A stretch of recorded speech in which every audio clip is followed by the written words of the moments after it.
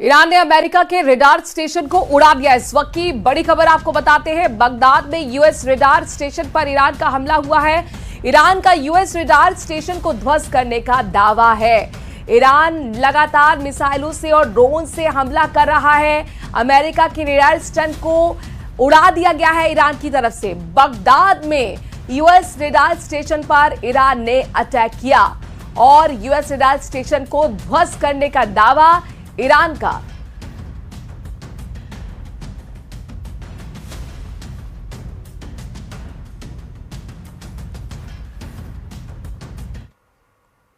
Iran की ताकत मानी जाने वाली उसकी गुप्त बंकर सिटी अब जंग का सबसे बड़ा निशाना बन गई है। पहाड़ों के अंदर बनी इस अंडरग्राउंड सुरंगों में ईरान ने हजारों मिसाइलें छिपा कर रखी थी ताकि किसी भी हमले का जवाब दिया जा सके।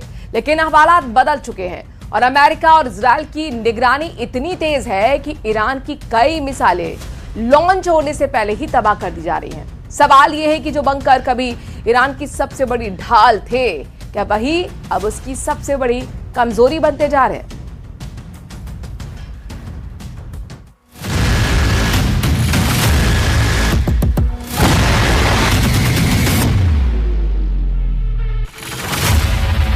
अमेरिका इजरायल के निशाने पर ईरान का बंकर सिटी।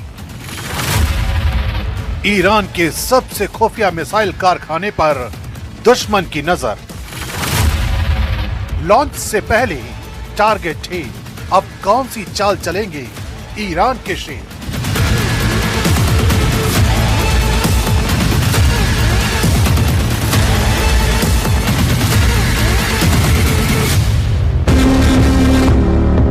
ईरान की मिसाइलों को उसकी असली ताकत माना जाता है। इन्हीं मिसाइलों से ईरान ने अमेरिका और इजरायल को गहरे जख्म दिए हैं। यही वजह है कि अब महायुद्ध के इस भयानक पड़ाव पर अमेरिका और इजरायल ने अपनी रणनीति को बदल लिया है। अब ईरान के उस बंकर सिटी को टारगेट किया जा रहा है जिसे ईरान की रियल पावर माना जाता है। ईरान की बंकर सिटी दरअसल पहाड़ों के अंदर बने विशाल सुरंग नेटवर्क हैं, जिन्हें ईरान ने पिछले 2 दशकों में तैयार किया है।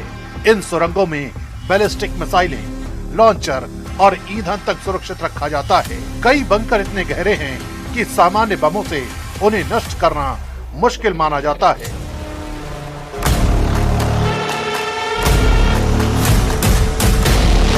ईरान की रेवोल्यूशनरी गार्ड ने इन अंडरग्राउंड ठिकानों के वीडियो भी जारी किए हैं, जिनमें ट्रकों पर लगी मिसाइलें लंबी सुरंगों के अंदर कतार में दिखाई देती हैं।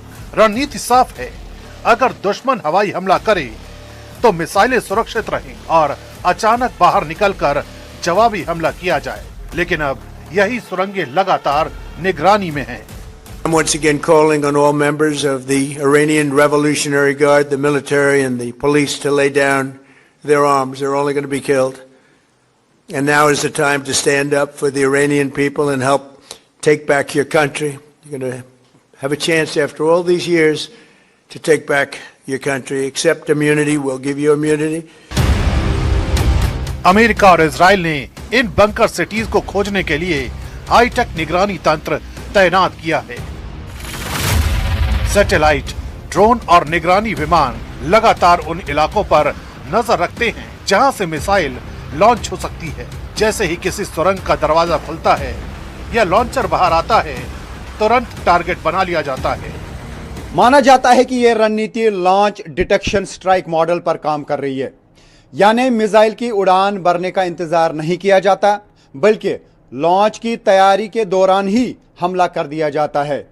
इससे वहां से कई मिसाइल हवा में जाने से पहले ही तबाह हो जाते हैं। रिपोर्ट के मुताबिक युद्ध के शुरुआती दिनों में ईरान ने बड़ी संख्या में मिसाइलें दागी, लेकिन कुछ ही समय बाद हमलों की रफ्तार अचानक कम हो गई। इसका बड़ा कारण यही बताया गया कि कई लॉन्चर और बंकर के प्रवेश द्वार निशाने पर आ गए। कुछ जगहों पर बंकर बस्टर हथियारों से सुरंग के मुहाने को ही नुकसान पहुंचाया गया, जिससे अंदर मौजूद मिसाइलें बाहर नहीं निकल पाईं। यानी हथियार मौजूद होने के बावजूद उनका इस्तेमाल मुश्किल हो गया। सैन्य विशेषज्ञों का मानना है कि मिसाइलों की संख्या से ज्यादा महत्वपूर्ण लॉन्च प्लेटफॉर्म होते हैं। और वही लगातार निशाने पर है। ईरान ने अपनी मिसाइल सिटीज को इसलिए बनाया था ताकि दुश्मन के लिए उन्हें ढूंढना लगभग असंभव हो। ये सुरंगें अक्सर पहाड़ी इलाकों में कई किलोमीटर लंबी होती हैं और इनमें कई निकास द्वार होते हैं, लेकिन आधुनिक निगरानी तकनीक ने इस रणनीति को चुनौती दी है। ईरान के पास अब भी बड़ी संख्या में बैलिस्टिक मिसाइलें मौजूद होने का दावा किया जा रहा है, लेकिन असली चुनौती उन्हें सुरक्षित तरीके से लॉन्च करना है। जब हर संभावित लॉन्च साइट पर निगरानी हो और सुरंगों के मुहाने तक निशाने पर हो, तो रणनीति बदलनी पड़ती है। यही वजह है कि बंकर सिटी की कहानी अब सिर्फ ताकत की नहीं बल्कि चुनौती की भी बन गई है। जो अंडरग्राउंड ठिकाने कभी ईरान की सबसे सुरक्षित ढाल माने जाते थे, अब वही अमेरिका और इजराइल के लिए प्राइम टारगेट बन चुके हैं और यही इस जंग का सबसे बड़ा मोड़ साबित हो सकता है।